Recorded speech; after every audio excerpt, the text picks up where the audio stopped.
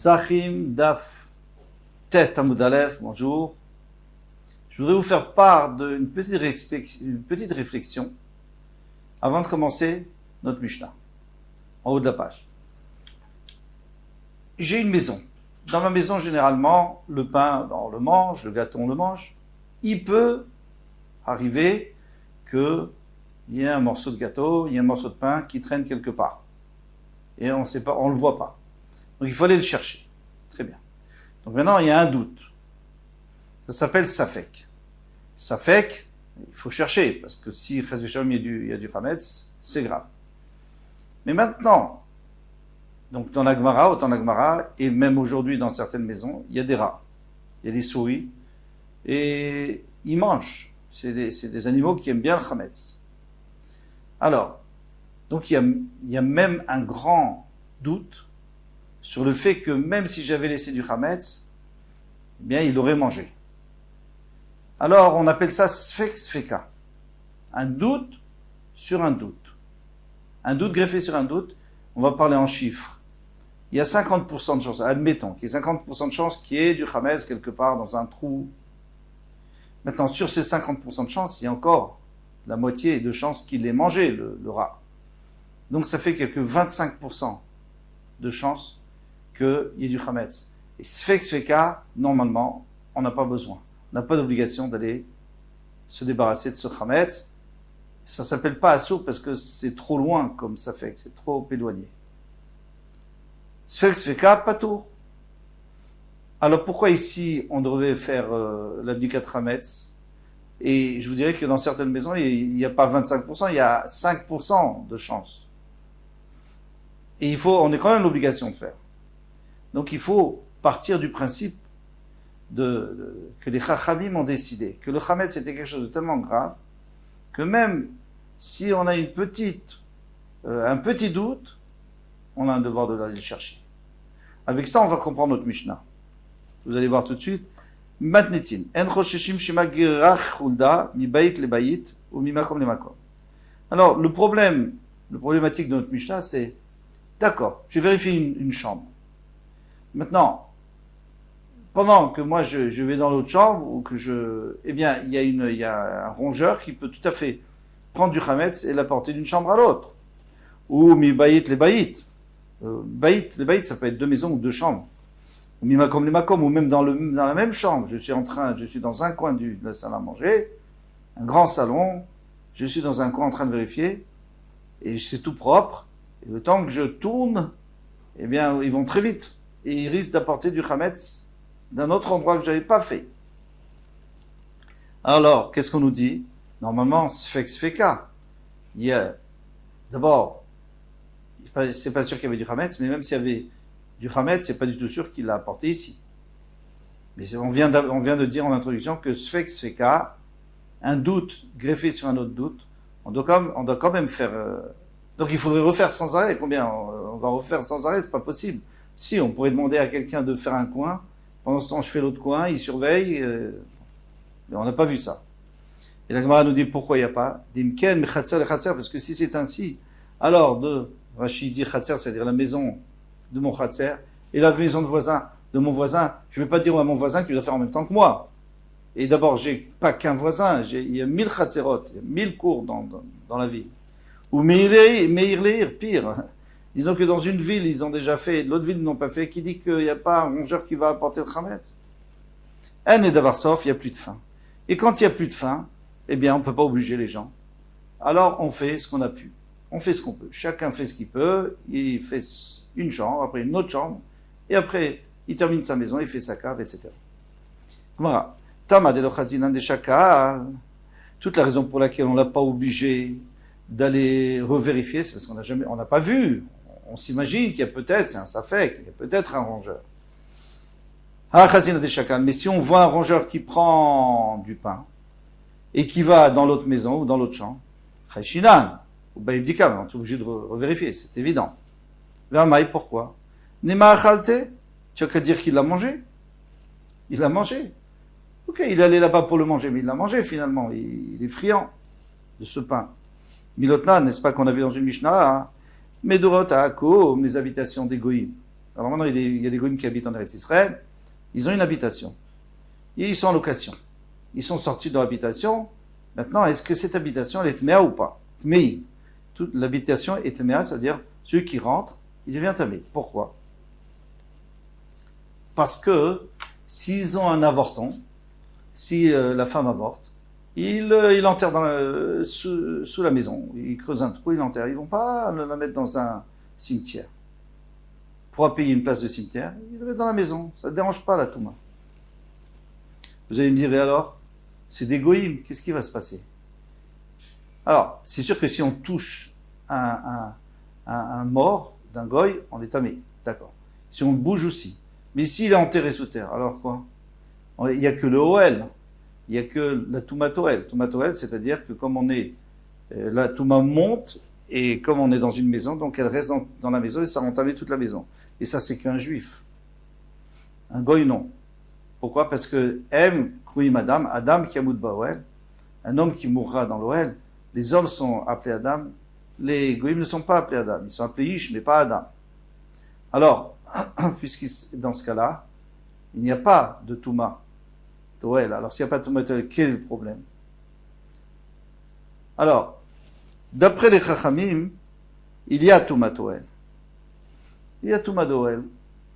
Donc, d'après les Chachamim, il n'y a pas de problème. Ça existe même chez un goy, il y a une Touma Toel. Mais d'après Rabbi Shimon bar Yochai, qu'il n'y a pas de Touma Toel, et il me semble que la lacha est comme Rabbi Shimon bar Yochai, alors quel est le problème? Le problème, nous dit le Rachach, c'est très intéressant. Il nous dit, la Touma Toel en général, c'est quoi? C'est qu'il y a un mort dans un coin de la maison, bien toute la maison est tméa. Et si c'est une énorme salle, alors toute la salle. Et si sous un arbre, alors tout l'endroit qui est sous l'arbre, et s'il y a un autre arbre juste à côté. Mais ça s'appelle Touma. Ça, il n'y a qu'un juif. Mais le goy, lui, il est tamé directement si on passe sur lui. Si on passe sur lui, là, c'est sûr qu'on reçoit la Touma. Comme ça dit le Rachach. Même d'après Rajbi. Maintenant, Vekama Yishe Bemador, Veye Amador Tsarevdika. Alors, quand est-ce il va falloir vérifier pour voir si la maison, si ça a été creusé et tout. Il faut vérifier, comme ça, après, on n'a plus de problème de Touma. Au bout de combien de temps il faut vérifier? Arbaïm, mais en 40 jours. Pourquoi? Parce que un avorton qui a moins de 40 jours, ça ne s'appelle pas un être. Donc il n'est pas tamé, ils ne vont pas tamé. Alors vous allez me dire, oui, d'accord, mais cette femme, elle a pu s'installer ici une fois qu'elle était déjà enceinte. Et donc, même si elle était là 10 jours, mais elle était déjà, depuis 30 jours, elle était peut-être enceinte déjà. Alors, c'est pas shriar, comme ça nous disent les Mfarshim, c'est pas fréquent. Alors, j'ai essayé de comprendre pourquoi, peut-être pour deux raisons. D'abord, parce que si c'est d'un jeune couple, et généralement, ils viennent s'installer au début de leur mariage, donc il n'y a pas de problème. Et si c'est quelqu'un qui a déménagé, généralement, quelqu'un qui est, une femme enceinte ne déménage pas, elle est fatiguée, c'est pas le moment pour déménager. Donc, il y a des chances, mais pas suffisamment, parce que là, on va avoir trop de sfekot, on va avoir trop de doutes. Là, il y a plus que 2 doutes greffés, il y a plusieurs doutes, il y a 3 doutes greffés. Il va falloir picher l'oisha, même s'il n'a pas de femme, on a dit. Pourquoi? Parce que un gars, il n'est pas obligé d'avoir une femme pour aller avec une femme. Bon, on comprend. Maintenant, si il y a une khulda, donc une khulda, ça peut être une belette ou un rat, c'est un rongeur. Vechazir, ou alors c'est un chazir, alors, qui peuvent passer, ils peuvent rentrer. On n'a pas besoin de vérifier, parce que certainement, qu'ils l'ont pris. Maintenant, ils l'ont peut-être pas mangé entièrement, mais ils l'ont mis dans leur trou. À partir du moment où ils sont dans leur trou, si le trou il fait plus qu'un téphar, s'il fait moins qu'un téphar, il y a un problème, parce qu'un mort enterré, et s'il n'a pas un téphar sur lui, donc la touma monte dans la maison. Mais si lui il a creusé, il a un nid, il a un endroit où il habite, ce rongeur. Donc sous terre, il a fait un genre il a creusé. Et bien là-bas, le mort, la touma, elle va se répandre dans son trou, mais elle ne va pas sortir puisqu'il y a un téphar sur la touma, donc ça suffit pour que la touma ne se répande pas. En hauteur en tous les cas. Donc on n'a pas besoin de vérifier. Alors en tout cas, on a une couchia là. Parce que toi, tu me dis que le Chametz, j'ai peur, et le Chametz, j'ai peur qu'il ait pris et qu'il ait apporté dans la maison qui était déjà vérifiée. Et là, on dit qu'on n'a pas peur, parce que c'est à partir du moment où il y a un rongeur, c'est bon, on compte sur lui. Marvizar le kashia, abebassar vers belechem. Ça dépend si c'est de la viande, de la chair, ou alors du pain. Bebassar le meshaïra, si c'est de la chair, il va certainement la manger entièrement.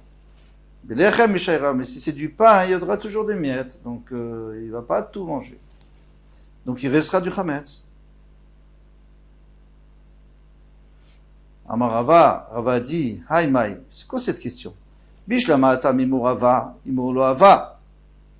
Là-bas, il y avait deux possibilités. Peut-être qu'il y avait un effet, peut-être qu'il y avait un avorton, peut-être qu'il n'y en avait pas. Même si tu me dis qu'il y avait, il m'aura ralté, je peux te dire qu'elle a mangé. Et peut-être qu'elle n'a pas mangé, pas encore mangé. Alors il y a sfek sveka. Avalacha de vadaï chazina de shakal, mais ici, on est en train de parler dans un cas où on a vu qu'elle a pris pour l'amener autre part. Donc il y a déjà, il n'y a qu'un safek. Mi est marre de achalte, c'est pas sûr qu'elle l'a mangé avec safek ou vadaï, donc ça fait un safek et un vadaï. Ça veut dire quoi? C'est-à-dire safek si elle l'a mangé entièrement, et vadaï qu'elle l'a pris. Alors, en safek motim de vadaï, on a un grand klal, qu'un safek ne sort pas d'un vadaï. Ça veut dire quoi un safek? Un safek ne peut pas, si vous voulez, ne peut pas dominer et gagner le vadaï. On prend un exemple. Quelqu'un il te dit, je te donne 1000 euros maintenant, et peut-être demain 2000 euros. Qu'est-ce que tu dis? Je préfère un tu l'as que deux tu l'auras. Pourquoi? Parce que du vadaï, du sûr, c'est plus que du safek. Ici, c'est du sûr qu'elle l'a pris. On a vu qu'elle l'a pris. C'est pas comme la femme qui a peut-être, on ne sait même pas si elle a existé, cette femme. Et en tout cas, c'est certainement pas si elle a avorté. Donc, d'accord. Alors c'est safek. Alors on dit peut-être qu'il a mangé, peut-être qu'il a pas mangé, peut-être qu'il a pris, d'accord. On peut compter sur le safek. Mais en safek, mitzemi de vedaï. La Gemara te dit, quoi? Ça c'est un klal. Il y a une règle générale que le safek il peut pas sortir du vadaï, c'est-à-dire le safek il peut pas annuler le sûr. Le doute ne peut pas annuler le sûr. Arrêtez, moi je comprends pas la question, mais bon, on va avoir une preuve. Vatania, pourtant on a une braïta qui dit chaver shemet venir megura mlea perot. Alors on avait déjà vu ça, un chaver au début, un chaver donc quelqu'un qui fait attention à la chot, un tamid chacha, il est niftar. Et il a laissé une grange pleine de céréales ou de fruits, de céréales surtout. Et même si on voit que ça vient d'être engrangé, aujourd'hui, le jour de sa mort, quand est-ce qu'on est chayav de maaser et trouma? À partir du moment où on a fait un tas, on a bien entassé les grains de blé sans l'or, bien sûr, sans les épis, tout ça, tout est prêt. Là, on est chayav. Avant ça, on peut manger sans. On peut manger en tous les cas provisoirement. Areen becheskat mitukanim. Eh bien, on est sûr qu'il a prélevé les trumot u'masrot. On est certain. Ve'achad evadai tvile hanepere. Mais ici, c'est sûr que ces fruits étaient tevel, c'est-à-dire c'est sûr que quand il les a rentrés à la maison, c'est seulement après, une fois qu'il a entassé, qu'il est chayav. Donc avant, il n'a pas prélevé le maaser. Donc c'est sûr que c'est pas massérisé, si on peut dire. Mais ça fait que Meussarim, il y a un safek peut-être qu'il il a prélevé le maaser. Mais ça fait que, pardon, Ve'achad evadai tvile hanepere, mais ça fait que Meussarim, ça fait que le Meussarim. On est safek, mais Bistama il a prélevé, mais c'est pas sûr. Mais Kate safek motsemi de vadaï. Et tu vois bien que le safek, il l'exclut du vadaï. C'est-à-dire, c'est sûr que c'était du tevel, et maintenant on dit, non, on peut compter que c'est plus du tevel. La réponse de Gemara, Atam vadaï ou vadaïhu. Mais non, vous n'avez pas compris. Là-bas, c'est sûr qu'il a prélevé. Ah, peut-être. Les vadaï, mais c'est sûr qu'il prélève le massacre de Rabbi Chanina Chosa, comme Rabbi Chanina qui venait de Chosaï, un endroit en Bavel, de Rabbi Chanina Chosa, Cheskat al-Chaver, il y a une Chazaka al-Chaver, il y a une présomption sur le Chaver, Shen Motzmiteratir, de Davar Shalom Tukan, il ne fait pas sortir de sous sa main, ça ne lui fait pas sortir de chez lui, quelque chose qui n'a pas été arrangé. Alors moi, j'ai tout de suite été dérangé par cette mara, parce que il n'a rien fait sortir. Bien sûr que si un chaver, un Talmid Chacham, il te vend du blé, bien sûr qu'il a prélevé avant, il n'a pas envie de te laisser transgresser une halakha, trumot ou maasrot. Mais là, qu'est-ce qu'il a fait, le pauvre? Il est mort. Qu'est-ce que vous voulez qu'il fasse?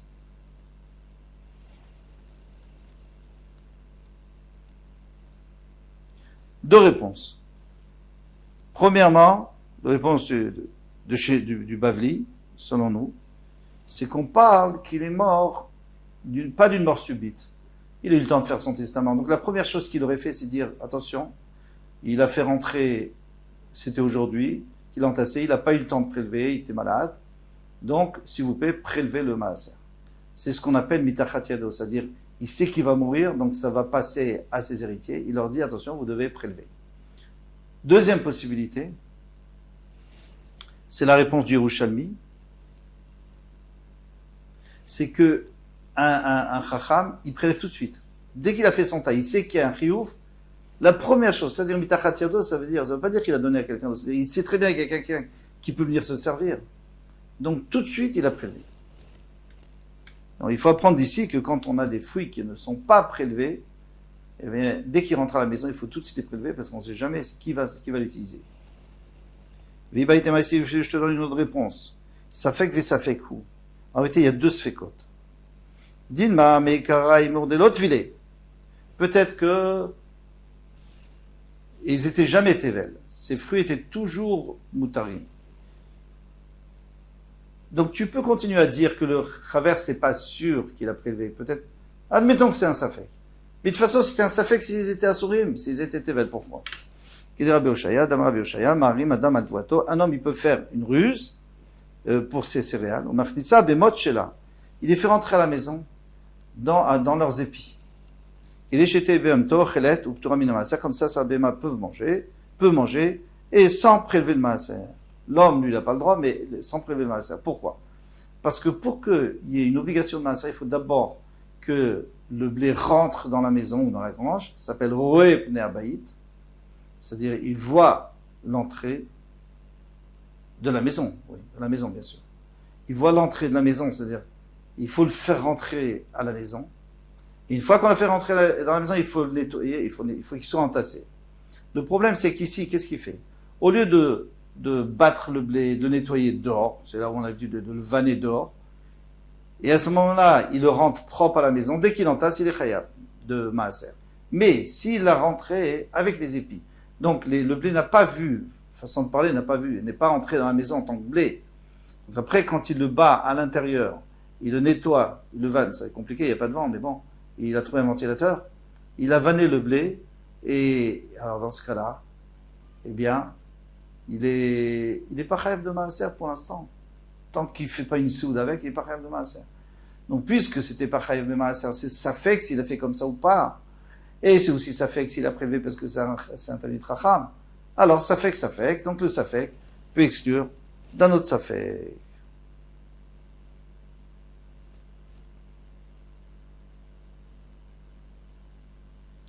On s'arrête là. À demain, Bezrat Hashem.